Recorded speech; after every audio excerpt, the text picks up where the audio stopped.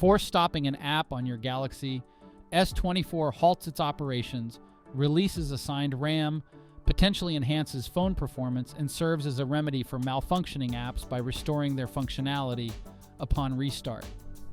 The first and probably the easiest method is by closing the apps using the Recent Apps key.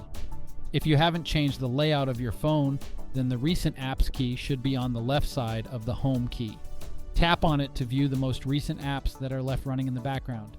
To close a single app, swipe up on each preview. But to close all applications in that list, tap Close All.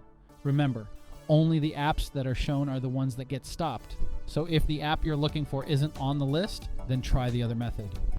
Another method that you can use is the forced reboot. What it does is simulate battery removal to power shock the phone. That process alone will be enough to stop all apps and services that are running in the background and refresh your device's memory. Here's how it's done. Press and hold the volume down button and the power key for 8 seconds.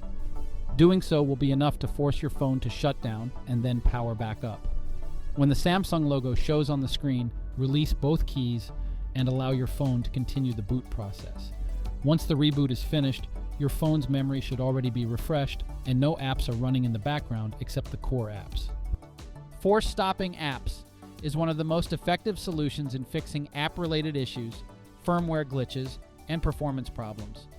While you can also use third-party apps to manage applications on your phone, we recommend trying these built-in methods first. We hope this tutorial can help you. Thanks for watching.